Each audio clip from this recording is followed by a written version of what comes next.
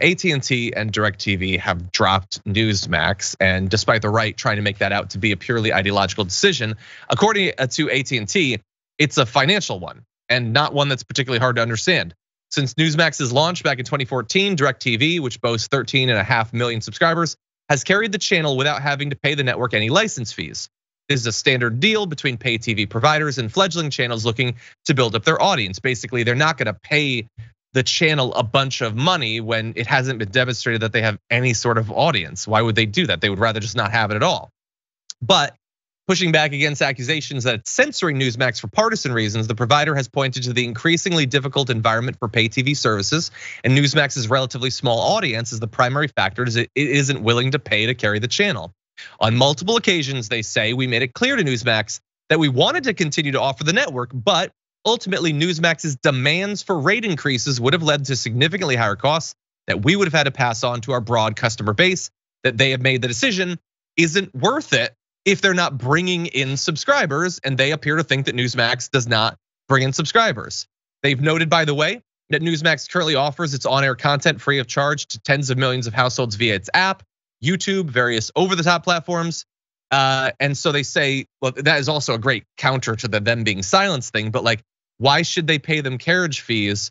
They'd be paying them for content that is freely available in a bunch of other places.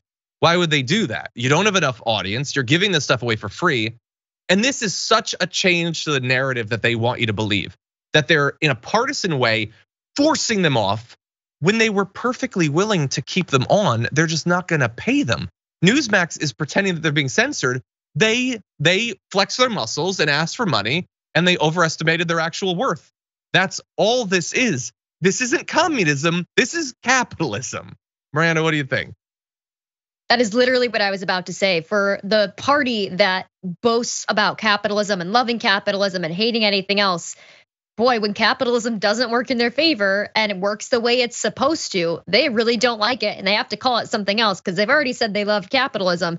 So they have to say, oh, communism, censorship. No, this is how capitalism is supposed to function. You're supposed to make the business money. If you don't make the business money, you're cut. You didn't get enough business. That's just your failure as a business person. So it's just really ironic that the thing that they boast that they love so much is what is killing this network, and they can't accept that, at least in front of the public. Yeah, it kind of reminds me a little bit of the not Jesse Waters, Steven Crowder, the other one. They're basically the same person. It's basically the same sort of thing. Like, I'm a victim.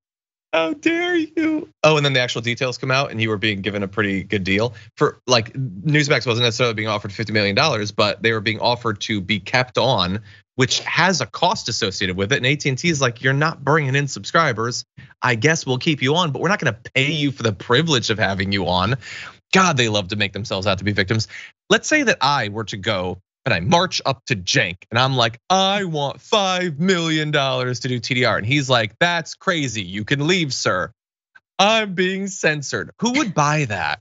Apparently every right winger in America would believe that that is a violation of my First Amendment rights to ask for an absurd amount of money for what I provide.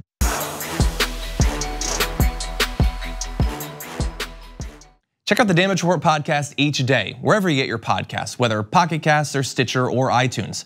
You can join me as I give you the news and stories you want, with a range of co-hosts and interview guests jumping in on the fun each day. Again, that's the Damage Report, wherever you get your podcasts. And if you get them at iTunes, don't forget to rate and review. Sometimes I'll read them live on the show.